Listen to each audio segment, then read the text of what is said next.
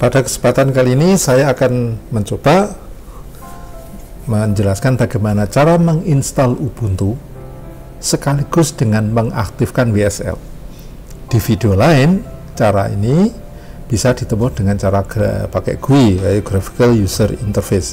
Dan di video lain, mengaktifkan WSL maupun menginstal Ubuntu, saya pecah menjadi dua video. Namun kali ini, kita akan belajar menggunakan CLI, Command Line Interface, ya, yang sangat sederhana sehingga saya tidak perlu memecah video menjadi dua, cukup satu saja. Oke, caranya kita mulai dengan ini. Menu, klik kanan ya, klik kanan, kemudian kita pilih terminal tapi yang admin sini. Kemudian muncul notifikasi, kita tekan yes. Nah, oke, sudah muncul terminalnya Windows. Saya perbesar. Sebelum kita menginstal, kita harus memastikan bahwa di dalam komputer kita tidak ada distro. Ya, apakah boleh kita install meskipun ada distro yang lain? Boleh. Tetapi untuk kali ini kita install satu saja. Kita akan menginstal Ubuntu, tapi kita pastikan bahwa tidak ada sampah-sampah distro yang lain. Nah, sampah itu bisa saja karena instalasi yang tidak sempurna, gagal gitu ya, maka kita akan bersihkan dulu. Caranya adalah kita cek dulu apakah ada sampah-sampah bekas instalasi.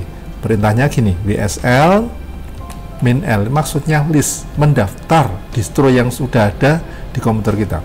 Nah, tampak dari situ bahwa di komputer saya ini masih ada distro Ubuntu dalam kurung default. Artinya kita secara default akan diinstalkan Ubuntu oleh Microsoft Windows kalau kita minta WSL tanpa menyebutkan apa nama distronya. Oke, kita memang hari ini kita akan menginstal Ubuntu karena itu diyakini distro yang paling gampang. Jadi kita akan mulai menginstal, tapi kita akan bersihkan dulu. Caranya bagaimana? Karena di sini tertulis Ubuntu, maka untuk menghilangkannya kita harus mengunregister. Perintah mengunregister itu kan WSL -unregister. Nah, setelah itu kita harus menyebutkan distronya. Karena tertulisnya Ubuntu dalam kurung default, tidak usah dilihat. Jadi kita tulis Ubuntu. Andaikan Ubuntunya ada Ubuntu 24.04 atau Ubuntu 22.04, ya kita tulis sebagaimana yang di layar itu. Nah, di layar ini hanya tertulis Ubuntu, maka di sini saya tulis Ubuntu. Ini sebentar aja akan hilang secara bersih. Nah, sudah hilang kan? Nah, untuk meyakinkan coba kita cek lagi WSL -l.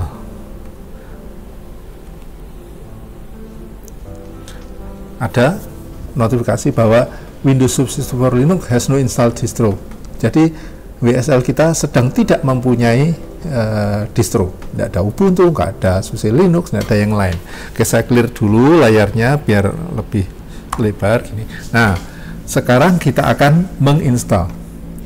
Jadi proses pembersihan itu sudah selesai, WSL-nya ya. Kita akan menginstal, mendownload Ubuntu langsung sekaligus menginstal. Minta bantuan WSL untuk diinstalkan. Jadi cukup gini, WSL -min install ini.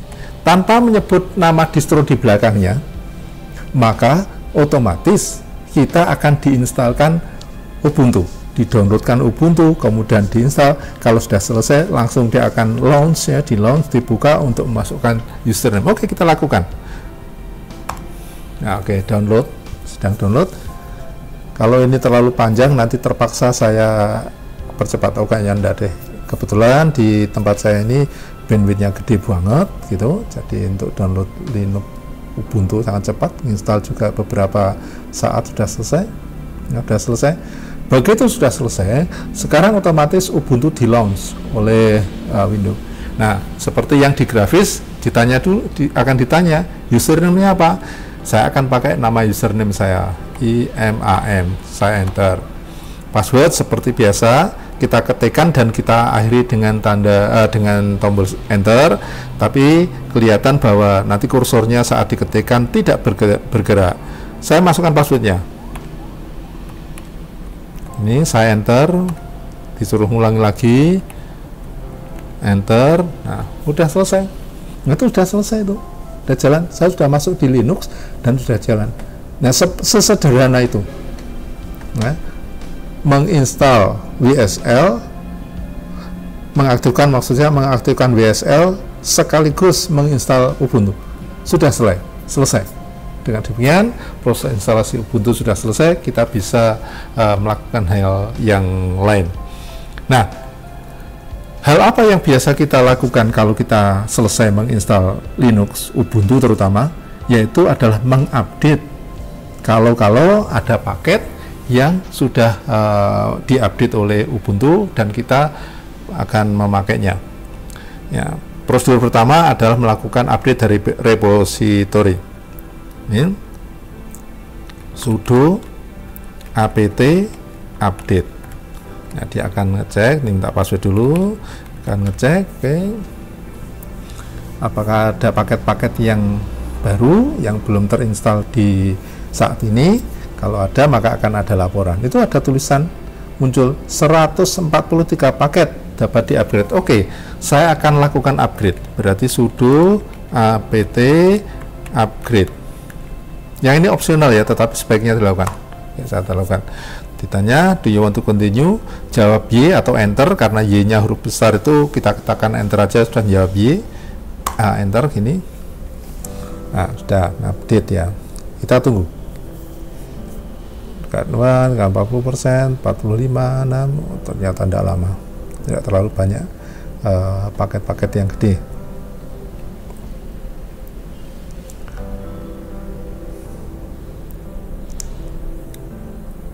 Ya, dan install ini tadi sudah di download paket-paketnya, sekarang sudah diinstal. Enggak terlalu lama ternyata. Sekali lagi, kecepatan download itu bergantung dari internet, dari penggunanya. Kebetulan di internet di ruang saya ini agak cepat sehingga downloadnya cepat. Installnya juga bergantung dari kecepatannya. Oke, instalasi karena pakai prosesor yang cukup tinggi, saya ternyata sudah selesai. Nah, saya akan menginstal dua paket yang biasa dipakai untuk urusan jaringan. Jadi sudo apt install namanya NetTools, dan paket satu lagi yaitu Open SSH Server, supaya nanti bisa dibuka seolah-olah ini komputer Linux yang betul-betul dedicated. Saya enter, dua paket akan saya install. Saya tekan Y, saya setuju. Nah, udah selesai. Oke, selesai. Dengan demikian, instalasi Ubuntu sekaligus sebelumnya mengaktifkan WSL menggunakan CLI Command Line Interface sudah selesai. Bisa digunakan untuk yang lain, menginstal aplikasi Ubuntu misalnya, dan itu bisa dilakukan menggunakan Vidut melalui cara-cara yang sudah saya jelaskan di video lainnya.